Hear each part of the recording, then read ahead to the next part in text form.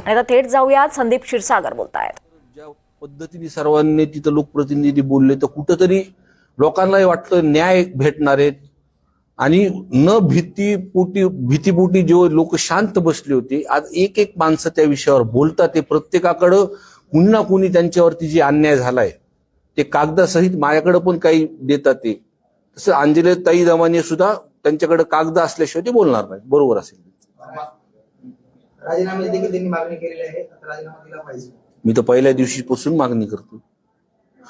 मी सभागृहामध्ये जेव्हा पहिल्यांदा मांडलं किंवा गावामध्ये गेल्यानंतर जे लोक म्हणत होते लोकांची परिस्थिती मांडली आणि त्या पद्धतीने जो तपास जो काही घडलाय, आता तपास केल्यानंतर ते CDR वरतीच आला असेल. आणि जे कनेक्शन जे आहे की खंडणीपासून हा 302 गुन्हा घडलेला आहे आणि मी आज सुद्धा ह्याच गोष्टीवरती थांबेन. पहिल्या दिवशीपासून मी सांगतोय की ते CDR वरती ज्या 12 तास जो उशीर गुन्हा नोंद करण्यात झाला, वाल्मिक कराड काही एवढा मोठा नाहीये. कोणतरी वरद माणसांनी त्या प्रशासनामध्ये ते जे त्यावेळेसचे SP असतील, DYSP असतील त्या रिजनचे किंवा पोलीस स्टेशन मधले जे प्रशासन असतील, कुणी फोन केला ह्याचे CDR जर तपासली तर पूर्णपणे लक्षात येईल. किंवा 28 तारखेला जो आपला बीडमध्ये मोर्चा झाला होता, 1 लाख लोक, सगळ्या जाती धर्माचे लोक जमले होते न्याय भेटण्यासाठी त्या कुटुंबासाठी.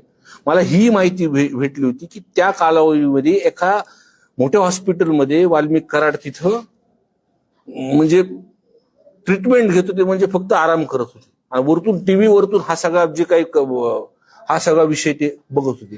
मग त्या कालावधीमध्ये कोण त्यांना भेटलं किंवा कोणत्या माणसांनी त्यांना ऍडमिट केलं, कोण भेटून गेलं, इतके दिवस त्यांना काय संरक्षण दिलं त्या प्रकरणामध्ये, हा तपास कोणत्या दिशेने चालू. मी वारंवार हा विषय बोलतोय. मी एकीकडे म्हणतोय ना की काही लोक अटक झाले, पण दुसरीकडं म्हणजे जे आता ते त्या संदर्भातलं आमदार म्हणून मी पत्र दिलेलं आहे की या हॉस्पिटल किंवा पुण्यामध्ये अजून काही हॉस्पिटल असतील, कुठं ऍडमिट ते होते, कुणी केलं होतं, कोण भेटायला आलं होतं, आणि त्या कालावधीमध्ये जी ही घटना घडली त्याच्यावरती जे CDR रिपोर्ट तपासून ज्यांनी कुणी वरतून दबाव टाकलेला अधिकाऱ्यांनी हे CDR तपासले तर समोर समोर लक्षात येईल. या घटनेला 56 दिवस पूर्ण झाले, CCTV फुटेज समोर आले, कॉल रेकॉर्डिंग समोर आले, मानावी त्याची कारवाई होत नाही. हे बघा, ह्याच्या मागचं कारणच आहे की धनंजय मुंडे साहेबांनीच बोलताना सांगितलं की वाल्मिक कराड हे माझे निकटवर्ती, हे त्यांनी सांगितलंय.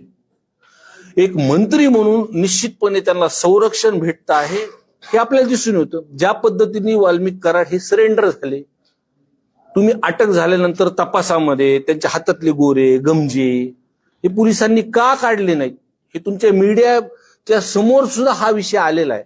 मग कुठंतरी त्यांना VIP ट्रीटमेंट त्या संदर्भात दिली जाते ना.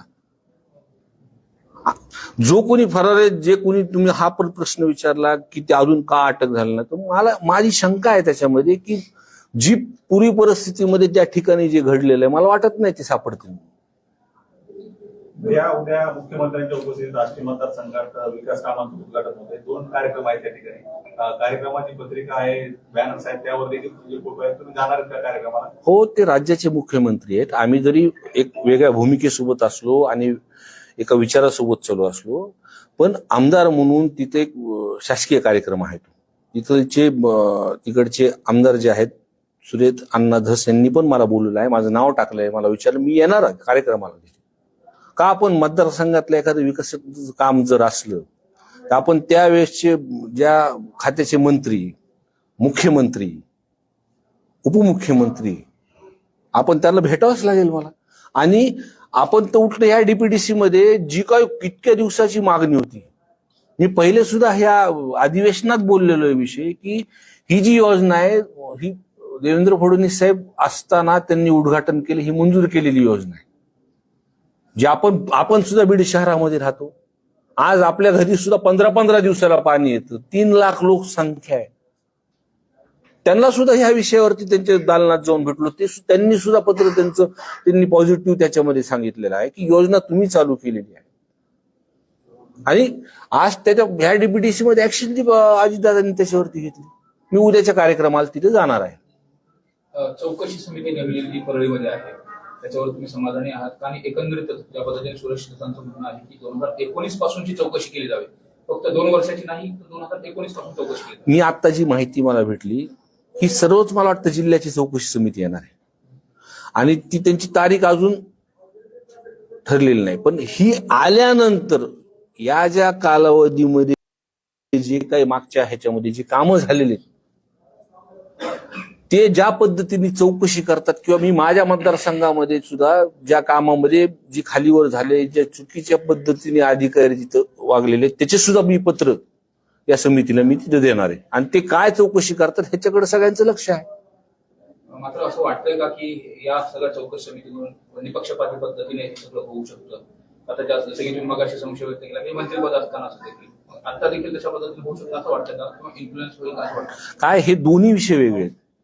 तपासाचा भाग संतोष अण्णा देशमुखांचा हा पोलिसांकडे तपास आहे.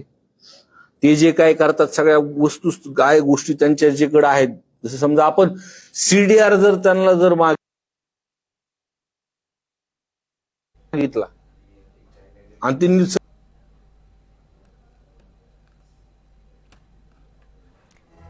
तर बीडचे शरद पवार गटाचे आमदार संदीप क्षीरसागर बोलत होते. वाल्मिक कराड मोठा माणूस नाही असं विधान क्षीरसागर यांनी केलंय. त्यांच्याकडे आहे ते.